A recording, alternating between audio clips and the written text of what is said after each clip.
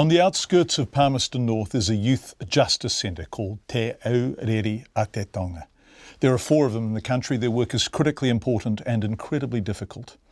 A branch of Oranga Tamariki, not corrections, youth justice centres take care of, supervise, detain, whatever word you want to use, some of the most high risk and at risk young people in the country. Aged between 14 and 17, some of them really are children, but amongst them will be kids who've robbed dairies, who've repeatedly stolen cars, who drive off from the police, and worse. Because of the high profile some youth offending has received in the past few months, we wanted to see inside the oldest of such centres. Oranga Tamariki gave us full access. There were no conditions other than we could not identify the children themselves or their victims. On Tuesday, Claire Easton Farrelly, our camerawoman and editor, and I spent the day inside this youth justice centre. It's a place for children and young people who've broken the law. The hope is to help them change their lives for the better before they enter the justice system as adults. The more successful they are, the better and safer this country will be. We're screening this story. You can watch it online and on TV. It's in 2 parts, and the first part is tonight. The boss is letting us in. So these are interlock doors they put in when they first rebuilt the place. So only one door will open at a time. They're escape-proof doors. They're over the top. Because we haven't needed them yet, but it is what it is. Tēnā tātou katoa te whare piri tangi nei raro i te tuanui o tēnei whare. Ngā manapiri tūrangi i John, tāra kōhoa. Nau mai hara mai wangui. We're being welcomed now by Mike Moses, whose title is Employment Coordinator. And in the room with us are 5 New Zealanders aged 14 to 17 who've been charged with or found guilty of a variety of offences, some of them very serious. One by one, we meet them. The boys speak quickly. Are they shy? Is it bravado? Are they weary, mistrustful? But the third of the teams we meet delivers her pepeha in fluent Māori. She is 15. Later, we will learn about her life so far, the details the pepeha doesn't contain, the hidings. One by one they introduce themselves, and we sit together, those of us who've never known violence at home and those of us who've known nothing but. Later, I asked residence manager Carl Kuiti. What percentage of these kids would have had some exposure to gangs, for example? Well, currently right now with the kids that we have, 34 kids in here, I'd say 34. Give me the child until he's 7 and I'll give you the man. Although these are not yet men, as the law defines it. Even so, aged just 14 to 17, some of the teens this centre deals with have already been charged with the most serious of crimes. So kids that are charged with murder, rape, whatnot, they're all in here. And then you have the other group of kids who are recidivist offenders, stealing cars, theft, all that sort of thing. I did some arsons, some breaches, some other stuff, aggravated and... Aggravated, so yeah. That's robbery with some force. Yeah, yes it is. It took me by surprise, that admission. My son is the same age. What makes a child too young to even legally drive or see an R16 movie, commit arsons, and what they all just call ags? What was her childhood like? Well, it was pretty bad. Could see just people getting hidings every day. Was your house violent when you were little? Yeah. You just see my parents getting hidings sometimes, my mum getting all the hidings, and some others. How old are you? 15. 15? Yeah. You've lived a lot of life for 15, haven't you already? Yeah, I have. And what do you want to do now? What is your dream? I want to work with animals. Yeah, I want to be at least a vet or a farmer. Arsons and ags, and she wants to be a vet or a farmer. And the thing is, we will all win if she becomes one. That's what they're charged with here, taking kids damaged by everything who are already sharing the damage and making them hopeful. These are our babies, these are our mokopuna.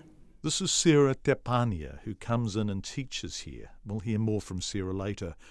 But when home has failed them and school has almost always chucked these children out, Sarah's here to show them someone cares.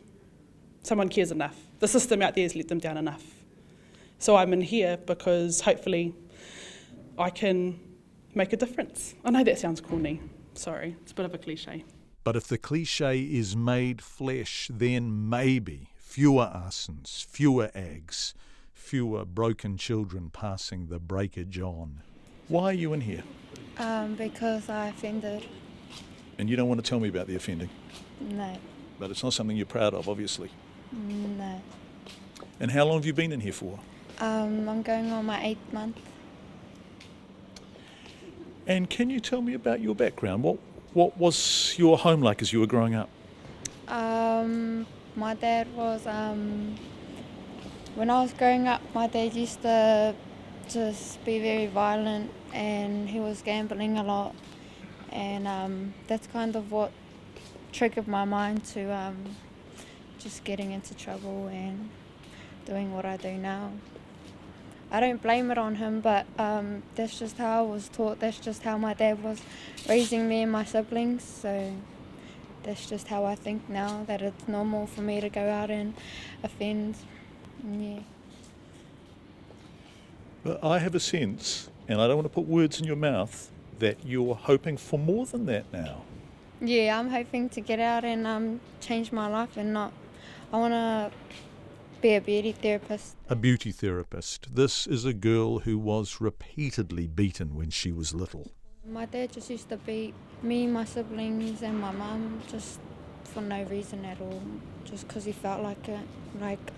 He was the one with the power. Yeah. So violence was what you knew. Yeah. And did you become violent? Yeah, I did.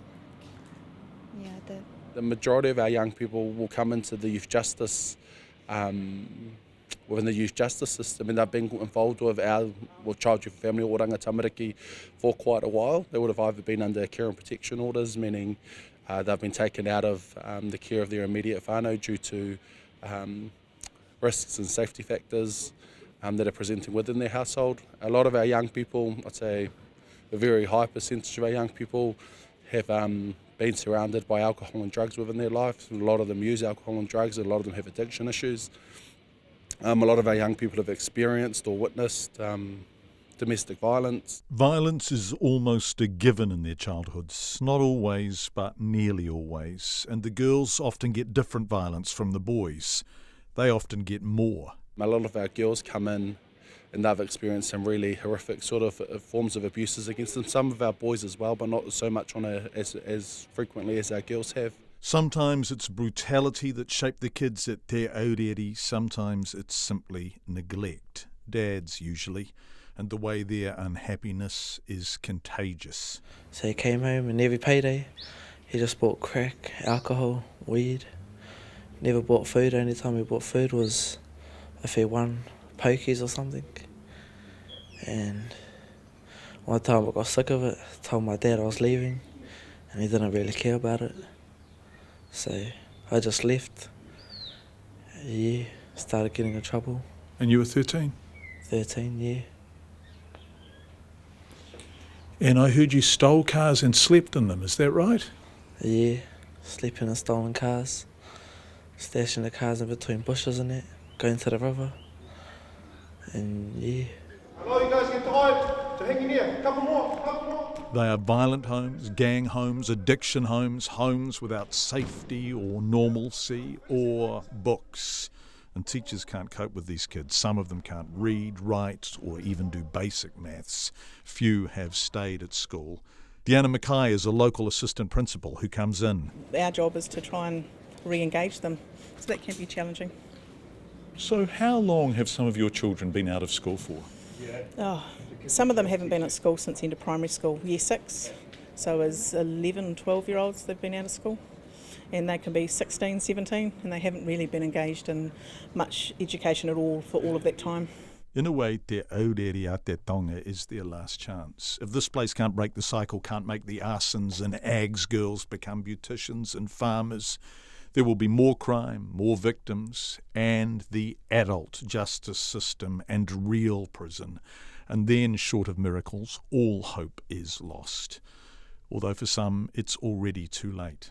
15-year-old Ihaya Maxwell, who'd once been in Te Aurere, died along with a 12-year-old friend in a police pursuit in Palmerston North in May. A boy who knew him is still here. And did you steal cars together ever? Yes. And why did you do that? How old were you when you started stealing cars? 13, yeah. Why? Why did you steal cars and drive fast? Because I just like the feeling of driving and the adrenaline rush kicks in. Same for you? Was it the same thing? Yeah, exactly the same. Just loved the thrill. Yeah, and I hated walking. Were you scared of dying when you drove fast? No, I think I was just protected. I thought I'd never die.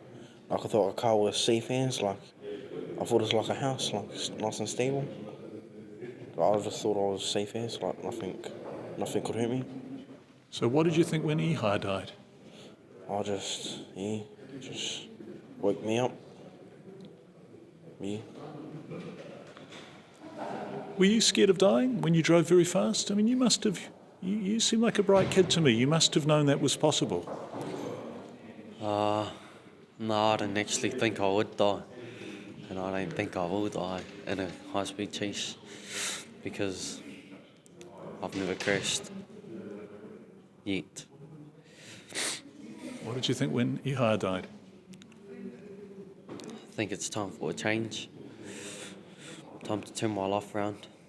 The wake-up, that's what they're after here. The dreams of something better or the knowledge of what failure really costs. No more chances. They have to get it right. And to do that, Carl Koiti says, you have to give them what they've never had. Something approaching a childhood. When they come in here, what we do is we treat them as kids, because sometimes for the first time it's their opportunity to be a kid. So everything that we do here is aimed at that, and it's different. When you think about them as a youth offender, you've got to think about the risk mitigation and stuff. When you think about them as a kid, you think about, okay, how can we make this kid's journey a little bit better? And it's simple stuff, having positive conversations, providing opportunities for them, dangling the right carrots, because kids will work their bums off if they get the opportunity to work towards something, and we just give it there and make it achievable. Make them work hard though, and then you get what you get now. You get these kids who are some of the toughest kids in the country who are just normal, typical Kiwi kids. How old are you? 14 now. How's your childhood been? Not that great. Upside down. Didn't really have the best family that was there for me. And the person that was there was my nan. Yeah. But even nans can only do so much. What was your life like growing up when you were a little guy? Family separated. They just started smoking crystal meth just to show my family apart. Who was smoking it, your mum and your dad? No, just my dad. Yeah, my mum just left him, got sick of it. And what was your dad like when he was smoking meth? Because my dad's a patched up mobster, gang member. Yeah, my mum just didn't want that no more for our family. Was there violence in your childhood? Yeah, a lot of my brothers. Visiting Te Aurere a Te Tonga is to see into a world most of us will never know. Home is where the harm is. And if they haven't already been removed from home, many of the kids here left home when they could. And some of them ended up on the streets. And why were you living on the streets? My dad. Dads are a common factor. Neglectful dads, violent dads, addicted dads, gang dads. Many of the young people who end up at Te Aurere have never really felt safe when Dad's been at home. And have you ever felt you were in an environment where you were safe? Yeah, sometimes. When I was by myself, yeah. When you were by yourself? Yeah, away, like my own time, my own personal bubble. No one could touch me because, yeah, I could look after myself. But they can't, and they couldn't, not really. Looking after themselves sometimes can involve prostitution for the girls and frequently theft, including aggravated robbery, AGS. That's often why they're in here. When did you first start getting into trouble? When I was about 13. And what did you do? Well, when I was on the streets for like a week, I was stealing cars, doing what I had to eat, robbing shops and that. And when they're stealing cars and robbing shops, they sure as hell aren't getting a formal education. How's school? I didn't really go to school. I've been out of school for a year now. Yeah.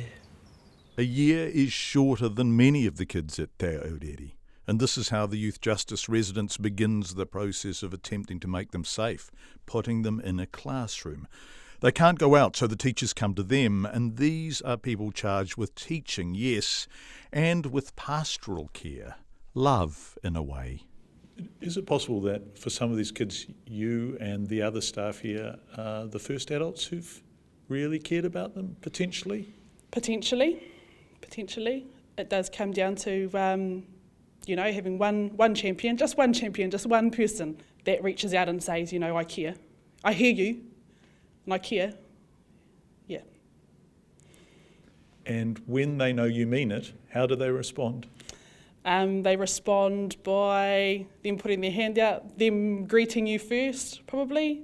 One day, actually, last week, I had a pretty moving experience when teaching with one of my fellow teachers here, and a young boy called out and said, well, I didn't think he meant to call out, but he ended up saying, this class has been mean all week. That's huge. That's a huge milestone. When the public school system out there has been a place of negativity or, somewhere that they don't want to be, they're not welcomed, they're not part of the group, and then they come in here and have a moment like that, that's huge. Yeah. So when you get that kind of response, man, you can go home and feel, I did something good today. Yeah. And seeing kids that come in with no dreams and no hopes and no ambitions to starting to have some idea about what they might like to do and to achieve in something is amazing. It's important to remind ourselves what the children who come to Te Aurere a te Tonga have often been charged with. Are the most serious of crimes. So kids that are charged with murder, rape, whatnot, they're all in here. And then you have the other group of kids who are recidivist offenders, stealing cars, theft, all that sort of thing. And this is where our young people will come in when they first arrive into the residence. They arrive exactly as adult prisoners do, as if into a prison. If they can't get along with the other residents or if they represent a danger to themselves, they're held in rooms that are pretty grimly like prison cells. But it's what happens when they get out that matters for them and for us all. They either get it right and leave to live lives of safety for them and us, or they get it wrong and make more victims. Amish, you work here now? Yeah, I do. It's a youth worker. And you were once here as a resident? Yeah, about 4 years ago. Hamish Falika Ono is that most precious of things, a success story. He came here from a background of abject poverty. Like, you're already on the edge from having no food and no power and that, especially with teenagers. You get quite hungry and you sort of have to find your own way to get food. So what did you do? Just rob some houses for some food, just for the food, and it's sort of where it started, and then sort of got into fights a lot, just because I was already stressed and that because of the stuff that was going on at home. He was sent to Te Aurere and found food, kindness and a sense of possibility. And when he was leaving, the boss, Carl Kuiti, said to Hamish, "If you're good, get out and do good, come back and I'll give you a job." And that's basically what I took him out for. Hamish became a dad at 17, and suddenly the very simple things mattered. So simple many of us would really, utterly take them for granted. And for me, it was just trying to build a foundation where I could eat and sleep and live comfortable. That was just my main goal. They do want to be All Blacks and vets, of course, all the normal things children want. But the boy whose dad didn't stop him from leaving home for the streets, aged 13, who stole cars to sleep in, I asked him, "What do you need?" I don't know, someone that will be there for me, a family, just someone that will put food on the table. Yeah, wouldn't ask for much more. Yeah. It's not much to ask for at 14. And the girl who got hidings, whose mum and siblings got hidings, who learnt violence and then became violent. It's not a life that anyone should actually have to live. Whose childhood has been a battle against ugliness. She wants to be a beauty therapist. I like doing your eyelashes and eyebrows, and I like being pretty. Like without makeup, I feel like girls wouldn't like be them. I don't know. I just really like makeup. And the boys who stole cars, aged 13, and drove fast, and whose 15-year-old mate was killed in a police pursuit. Guess what those two want to be? Like me, I want to be a mechanic. That's my goal. You two, do you want to be a mechanic as well? Yes. Well, you obviously like cars, you boys. Yeah. Can you stop stealing them? Yeah. Yeah, I can. Can they?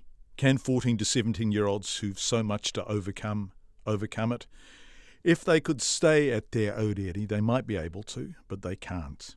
We have lunch in a cafe the teens themselves run. So, beef burger, hot chips. Learning to cook, waiting tables, running a cash register with cash.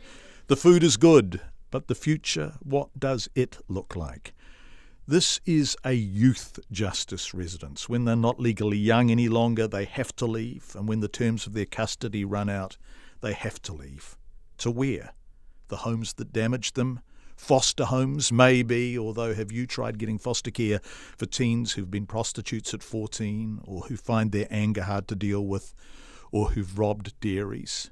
Where do they go? So the kids you talked to today, and you saw some real genuineness and real hope for their future, and we see that all the time, and then they go back into that community like you say, and we see them back so soon after. Ben Hannafin is the National General Manager of the Youth Justice Residences. We spoke to him in a home Oranga Tamariki and Te Aureri are now using on another side of Palmerston North. If homes like this work, this might be what happens next after the formal structure and safety of a youth justice residence like Te Aureri. They come into residence and they get that structure back and they thrive and they love it, but then we throw them back into an environment where they lost that structure again. And to expect them to do anything other than what they've always done, it's just not working, and that's the change. That's what we're trying to work towards. So how do you work towards that change? Environments like this, different alternatives to residences. Residences are an environment that's around safety and managing risk. Most of the kids aren't there because of that need. They're there because we can't find placements for them. We can't find safe placements for them. So they're in a home, but they can't leave without permission and or supervision, and they have the same level of care as children in the residences do. It's just more normal. But as always, it's about resources. How many homes like this are there in the country? So we're starting to build them. So we've got 4, one in Dunedin, here in Palmerston North, 2 in Rotorua. It's a start. Outside boys do bone carvings, the chance to be good at something. Too young to legally leave school, many of them haven't been at school for years. If these places can't prepare them to live in the world, adult prison may be next. What we know is, historically, the kids do just keep coming back, and then they get to the age of 17 and then they move into the correction system. But what we all want, communities, all partners, is a reduction in people being victims, stopping offending. That's ultimately what we all want. So it's, how do we make this the last interaction they need within our system? How do we make sure they get all the support and resources they need so they don't come back again? Back at the residence, the car boys told me they don't want to steal cars anymore and then drive dangerously fast. But will they remember that when they get out? Do you really know that? Do you really understand that your life is worth living? Do you really know that? Yes. I just want to live my life. I don't want to just be coming in and out of here. I don't want to be stealing cars or anything. Just want a job. I hope you get one. That's it. When I leave from here, I'm getting a course at Taratau Trust. Yeah, well, I hope to. But if they can't take me, then I'll probably ask for help, go where I need to go. Good luck. Thank you. One by one they tell me their dreams, small things, but are even small dreams attainable for these kids? Good luck. Thank you. I hope you become a beauty therapist. Thank you. Thanks for showing me around, and thanks for being so honest and open with me. You're welcome. The oldest child I met was 17, most were 14 and 15. I asked Carl Koiti, the boss here, how often their families visit them. For many, it's not often at all. And are there kids whose families never come to visit them? Yep. Unfortunately, probably the majority of our kids don't get regular visits. What happens to these children when they get out? Where do they go next? If we get it wrong, we do know the answer. More victims than a life in and out of adult jail. We know that. The question for us all is, how much do we care about getting it right? Because communally, this is our it's our duty of care. This is what we have to do. If we want to see any difference, we have to step up as a society and say, I care. Yeah, be brave, be bold. Everything Papa Moana Jackson has been telling us for years, 30 years plus. Papa Mason Jury, all of these people who have been telling us what we need to do. We know, we have the answers. We just have to be bold and brave.